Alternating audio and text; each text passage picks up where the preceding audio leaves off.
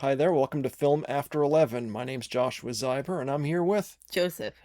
Yes, this is the podcast where I make my children watch movies with me, often famous movies, that they haven't seen before. And Joseph, if I can steal a couple hours of your time, this week we're going to watch Ocean's 11. That's Steven Soderbergh's 2001 caper movie with an all-star cast of very famous actors who you will probably not recognize given your notorious inability to remember famous people. Yeah. Well, we'll see how you do after we've watched Ocean's 11. I think you'll enjoy this one. I think it's a fun one. And are you ready now? Yeah. Are you sure? Okay. All right. Then we're going to steal away to watch Ocean's 11.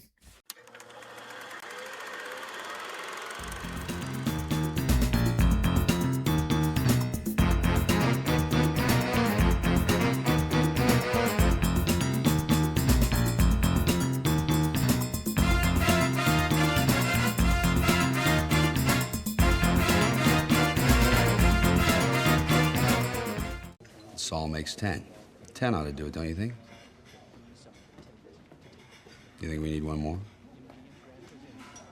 You think we need one more? All right, we'll get one more. All right, Joseph. Are you in or are you out? I'm in. Good. I'm glad to hear it. We just watched Ocean's 11, the 2001 version, and I think this gives us a fair amount of things to talk about. Yeah. Just to start, I will mention that this movie is a remake of an older movie, also called Ocean's 11, that was made in the 1960s, and at the time it was famous for starring a whole bunch of huge stars of the era. People you've probably not heard of: Frank Sinatra, Dean Martin, Joey Bishop, Sammy Davis Jr., and others. Those print names probably mean nothing to you, right? Nah. I say that mostly as a trivia note to our audience, and also because, and again, this probably means nothing to you, some of those people have been in this very room that we're speaking in right now, although long before I owned the house. Um, anyway, so this movie likewise starred a whole bunch of very famous people, and you're not very good at recognizing famous people, so I'm going to ask you. You should have at least recognized two of the stars of this movie. So who would that be? Matt Damon. Okay, and what was he in that you've seen? Good Will Hunting. Yes, very good.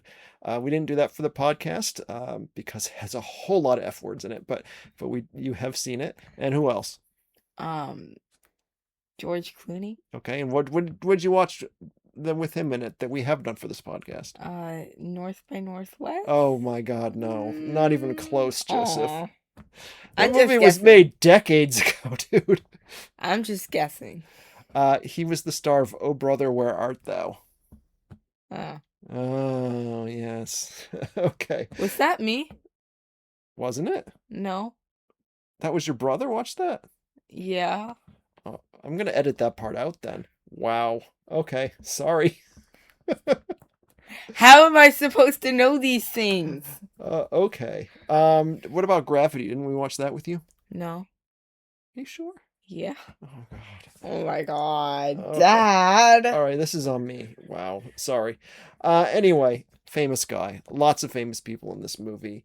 In addition to Matt Damon, George Clooney is also Brad Pitt. Did you recognize him? I don't know. I No. don't know anything specific you've seen him in. I But saw his name in the credits. huge star. Don Cheadle, Julia Roberts. No. No, never. Okay. I do find it hilarious that the end credits of this movie credit her. It says, and introducing Julia Roberts, as if this were her first movie. She was a mega superstar. Still is a mega superstar. Hugely famous actress who'd been in tons of mega blockbusters and has an Oscar. And yeah, no, but that was a little joke they did just to say, and introducing Julia Roberts. Okay, now that we've talked about the cast of the movie, I think the next thing that is obvious that we should talk about is the plot of the movie. Mm-hmm. Did you follow the plot of this movie?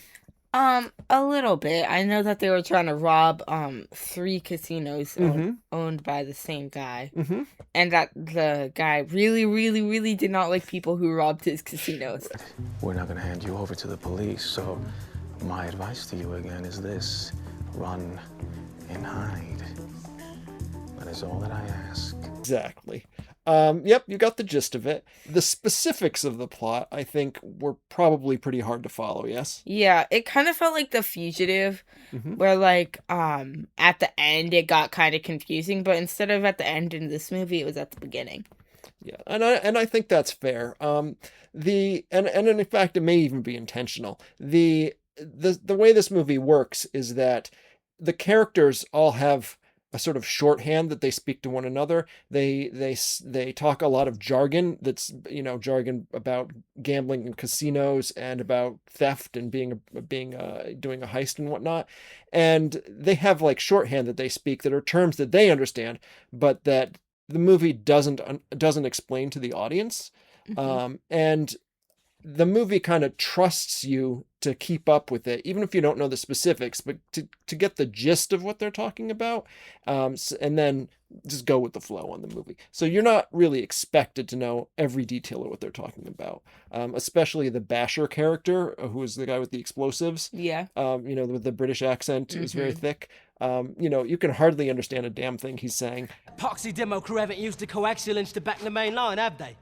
They've only nosed up the mainframe couplet, nosed it right up. Do you understand any of this? I'll explain later. The other thing that this movie I think does very well is that it has a lot of momentum to it. Yeah. That the movie, it just moves very smoothly and quickly, and it lets you keep up with it. Even if you don't understand all the details to it. It has that very fun kind of bouncy musical score that helps a lot. And that sort of thing. And the characters have a lot of chemistry with one another. They really, like, even in real life, like George Clooney and Brad Pitt are very close friends. So, and you get that sense that they're all good friends with one another and they're just having a really good time. Because the house always wins. Play long enough, you never change the stakes, the house takes you. Unless, when that perfect hand comes along, you bet big, and then you take the house. Been practicing this speech, haven't you? A little bit. Did I rush it? Felt like I rushed it. No, it was good. I liked it. Did you have a favorite character in the movie? Probably the bomb guy. Basher? Yeah. Oh, Don Cheadle. Okay, that's cool. And what was it you liked about him? I just thought he was funny. Yeah, he's a pretty funny guy. I got to say, I like the Chinese gymnast. He didn't even speak any English, but he was just hilarious every time he did anything. And his acrobatic tricks. I don't know if it was the actor or a stunt double, but they were amazing. 10 says he shorts it. 20. Like I said, the cast had a good rapport and the movie moves quickly. I just think it's a good, like, it's a vibe, right? Yeah. Yeah, it's a really fun vibe. But on the question of the plot being confusing, did you feel there were too many characters? Like, did any of them fall to the wayside for you? Maybe a couple of them, but I still feel like that it worked. Okay. Yeah, another actor who you might recognize, although I doubt you did, is his name's Casey Affleck. He was also in Good Will Hunting with Matt Damon. He was one of the dumbbells who hung around with Ben Affleck's character, and that is actually his younger brother in real life. And he was one of the two guys who were bickering all the time in this and making fun of each other. And he was the guy who did the remote control car.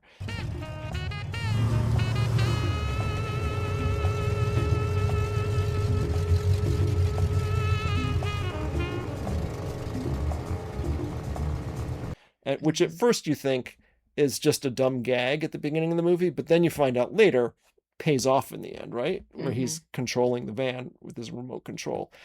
This movie has a lot of stuff like that. Where little details that you kind of get a glimpse of, but weren't really paying attention to, then pay off in a big way later.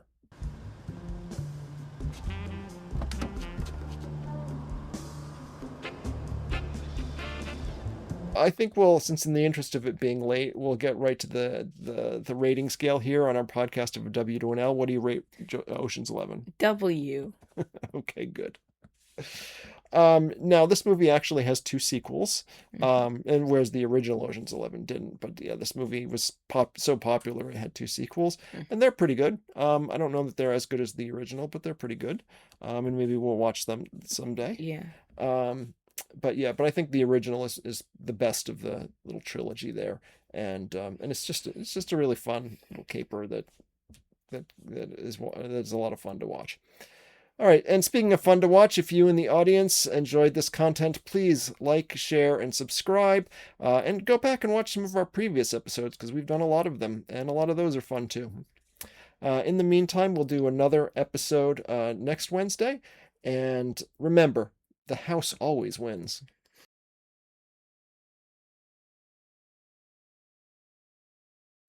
What? I want you to put your fingers right here. Go ahead.